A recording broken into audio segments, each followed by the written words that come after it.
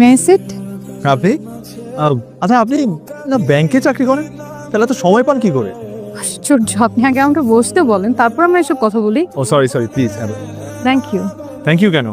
প্রথমত আপনি এখানে এসেছেন, আর দ্বিতীয়ত বসতে বলেছেন তাই। সরি, আপনার এই থ্যাংক ইউটা আমি অ্যাকসেপ্ট করতে পারছি না। প্রথমত আপনি না বললেও আমি জায়গাটায় আসতাম, কারণ এটা আমার খুব পছন্দের একটা জায়গা।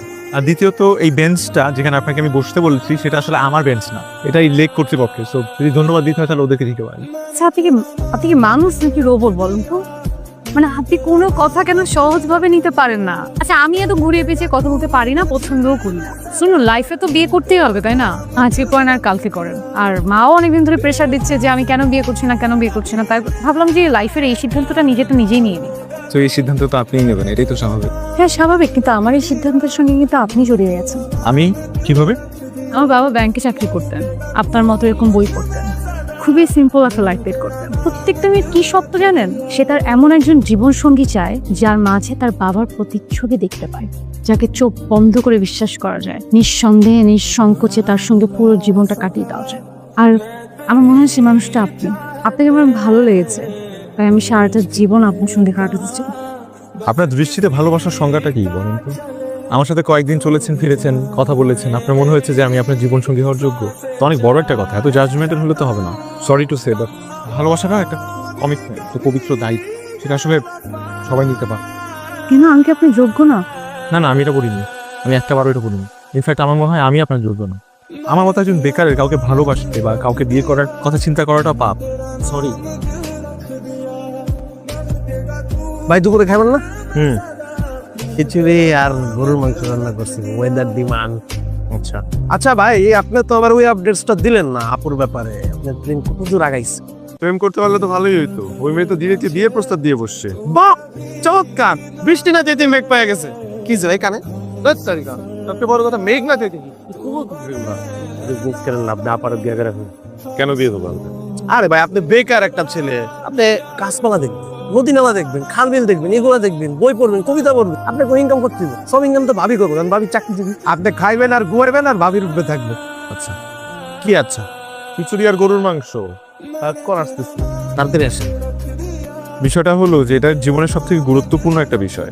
আপনি আর আমি রাজি থাকলে তো হবে না, আমাদের পরিবার আছে, সমাজ আছে। হ্যাঁ, আত্মীয় স্বজনের কথা নয় বাদই দিলাম, তখন মানুষ যখন শুনতে পাবে যে আপনি একটা বেকার ছেলেকে বিয়ে করেছেন, তখন তারা সহজভাবে মেনে নেবে। শুনুন, আমার মার আমার প্রতি পূর্ণ আস্থা আছে। আমি যদি কোনো সিদ্ধান্ত নেই, তাহলে আমার মা সেটাতে আপত্তি করবে না। আর একটা মানুষ তার সারা জীবন বেকার থাকে না। বুঝেছি আপনি নাচুর বান্দা।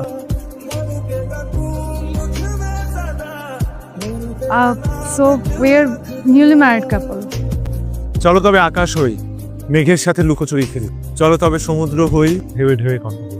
চলো তবে বর্ণ হই, শব্দ দিয়ে কবিতা লিখব। চলো তবে ভোর হই, দিনের আলোয় মিলিয়ে যাব। চলো তবে পাহাড় হই, ঝর্ণা হয়ে অশ্রু ঝরাবো। চলো তবে কুয়াশা হই, শিশির হয়ে আশ্রয়।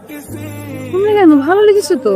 চলো তবে সংসার করি, অনেকগুলো বাচ্চা নিয়ে একটা দলগত করি। Good morning.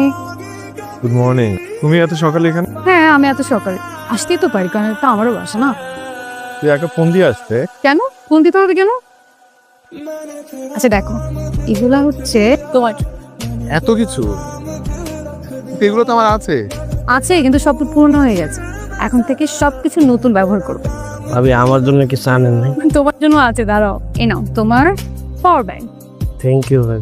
আচ্ছা শোনো, নেক্সট ফ্রাইডেতে তোমরা কেউ কোনো রান্না করবে না, আমি তোমাদের জন্য নিজ হাতে রান্না করে নিয়ে আসবো। থ্যাংক ইউ, মানে এগুলোর জন্য থ্যাংক ইউ। আচ্ছা, আমার অফিসে দিয়ে যাচ্ছে, আমি এখন উঠি। এই সাবধানে যান। আসলে আমার প্রতিটা দিন খুব সুন্দর যাচ্ছিল। আমাদের বিয়ের পর প্রত্যেকটা দিন, প্রত্যেকটা মুহূর্ত। আমি কবিতা পড়তাম, ও আমার কবিতা শুনতো, বিনিময়ে আমাকে ভালোবাসতো, অফিস করতো, আমার সাথে দেখা করতে, সকালবেলা বাসায় এসে আমার জন্য চা বানিয়ে দিত। কি কি হয়েছে? এখানে বসো, এখানে বসো। বেশি খারাপ লাগছে? না না, তেমন আসলে একটু খারাপ লাগছে। আজকে আমার চলে যায়, আরেকদিন আসবো। ঠিক আছে। এরকম আজকেই প্রথম হলো নাকি আগেও এরকম হয়েছে? ছোটবেলায় মাঝে মধ্যে হতো, আবার ঠিকও হয়ে যেত। আমার একজন ভালো ডক্টর দেখানো যেত। তুমি তো আমাকে খুব ভালোবাসো। প্রকৃতির সবাই হয় তার। তুই অন্য কাউকে আশা করছিলে? তুমি উপর হাঁ করে তাকিয়ে আছো কেন? আমার হাত থেকে ধরো আর সামনে থেকে সরো। আচ্ছা, আজকে আমি আসবো তুমি ভুলে গিয়েছিলে? আরে না, বলবো কেন? তুমি আজকে আমাকে সারাদিনে একটা ফোন কেন দিলে না? আমি পড়াশোনা করছিলাম, সামনে কয়েকটা চাকরি ইন্টারভিউ আছে তো তাই। হয়েছে, ওইটা কই, ওরে ডাকো। ভাবি বাংলা হাজির ইয়েছেন। কি গ্রান বাড়িছে ভাবি, আমি এই গ্রান দিয়ে ভাত খেয়ে এলাম, আর কি আছে ভাবি? এটা তো ভাত না, এটা তো পোলাও।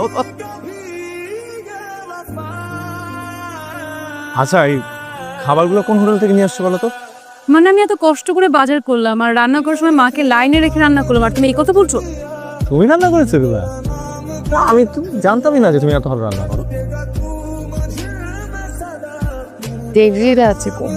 আচ্ছা, তো কি হয়েছে? আমি আমার বিয়ে করা স্ত্রীর সাথে রোম্যান্স করছি। হ্যাঁ হ্যাঁ, তো কোনো ডাক্তার দেখানোর কথা ছিল, গিয়েছিলে? হ্যাঁ গিয়েছিলাম তো, বললো যে 3 দিন পর আবার যেতে, কিছু টেস্টও দিয়েছে। আচ্ছা শোনো না, আমার অফিসের কাজের জন্য মানে ঢাকার বাড়ি যেতে হচ্ছে, আমাদের ওই কয়েকটা দিন দেখা হবে না। না না, সমস্যা নেই তো। আমারও তো কয়েকটা ইন্টারভিউ আছে, এই ফাঁকে আমি ওগুলো করে ফেললাম, ভালোই হলো। ঠিক আছে। আচ্ছা শোনো না, ঢাকায় ব্যাক করার পরে আমরা দুজনে রাজশাহী যাব, তোমার সঙ্গে কতদিন দেখা হবে না, ঠিক চিন্তা করেই কেমন জানি লাগছে। মাথা কিছু কিছু দূরত্ব ভালোবাসা কারো কাছে একদম মন খারাপ করে না, হ্যাঁ? আচ্ছা ঠিক আছে, আমি আসি তাহলে। কেন করলে আমার সাথে এরকম? ওয়াই? আমার অপরাধটা কি ছিল? আমি কি কোনো অন্যায় করেছিলাম?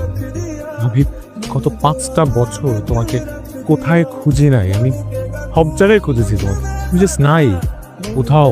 আর এত বছর পর আমি আজকে জানতে পারলাম যে তুমি ভালো আছো, ইউ আর ম্যারিড, তোমার ছেলেও আছে। আমার সাথে ইনভলভ হয়েছিলে কেন? Y Y? অধুনার যখন 10-12 বছর বয়স, তখন থেকে ওর মাথা ব্যথার সমস্যা।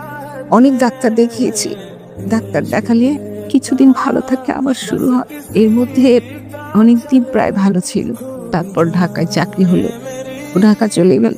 ঢাকায় অফিসের কাজে এত ব্যস্ত থাকতো যে ও আমাদের এখানে আসতে পারতো না। আমি ওকে ফোন করে বারবার জিজ্ঞেস করতাম, ওষুধ ঠিক মতো খেয়েছিস? ও বলতো, মা আমি ভালো আছি মা, তুমি আমাকে নিয়ে কোনো চিন্তা করো না। আমি ওর কোনো কাজে কখনো বাধা দিইনি। ও হলো আমার ছোট মেয়ে অপ্সরা। জি? অধরা আর অপ্সরা 2 চমচ বোন। ও এখানকার একটা কলেজে পড়ায়।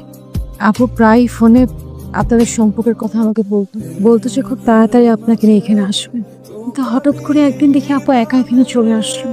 আপু খুব অসুস্থ ছিল, তারপর আপুকে আমরা ডাক্তারের কাছে নিয়ে যাই। আপুকে কিছু টেস্ট দিল, ধরা পড়লো যে আপুর ক্যান্সার।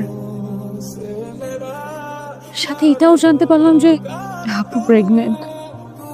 আপু আপু তুই তাহলে কি সিদ্ধান্ত নিলি একটু বল? অবশ্য আমি আগেও বলেছি, এখন আবার বলছি, আমাদের বাচ্চার ক্ষতি করে আমি কিছু করতে পারবো না। তুই এগুলো কি বলতেছিস? মাকে কি করে বুঝাবো? আমি তো মাকে বুঝাতে পারবো না, মা ওদিক থেকে নামতেছে। কিছু একটা বল, কিছু একটা কর, তুই মাকে বোঝা। এমন তো না যে অপারেশনটা করলে আমি বেঁচে যাব, আমার বেঁচে যাওয়ার নিশ্চয়তা কিন্তু নেই। কি হচ্ছে, তুই কাঁদছিস কেন? তুইও কি মার মতো করবি?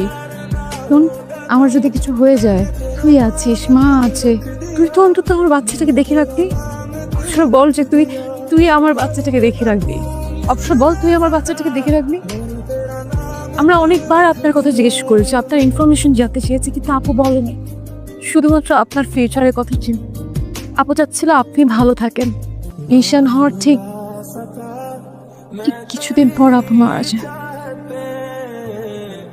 রিসাদ যখন ওকে মা বলে লাগে, কখনো ও বিশ্বাসই করতে যে ওর আমার অধরার সাথে শেষ দেখা হয়েছিল 9 ফেব্রুয়ারি। তখন আমার কিছু জব ইন্টারভিউ রিটেন আর ভাইবা চলছিল, এবং ও আমাকে বলেছিল যে আমরা একজন আরেকজনের সাথে দেখা করবো না, কথা বলবো না, সে কটা দিনের জন্য শুধুমাত্র। ও সে ঢাকার বাইরে চলে আসলো। যেদিন ও ঢাকায় ফেরার কথা, সেদিন থেকে আমি ওর ফোনটা অফ পাচ্ছিলাম, আমি কোনোভাবে ওর সাথে যোগাযোগ করতে পারছিলাম না। আমি সব জায়গায় ওকে খুঁজেছি, আপনাদের কারো নাম্বার তো আমার কাছে ছিল না, বাসার অ্যাড্রেসও জানতাম না। যখন ওকে পাগলের মতো খুঁজি, তখন নিজেকে এত অসহায় মনে হচ্ছিল। তো আমি অপেক্ষা করেছিলাম, জগতে অনিশ্চিত অপেক্ষার চেয়ে ভয়ঙ্কর জিনিস আর কিছু নেই। বাবা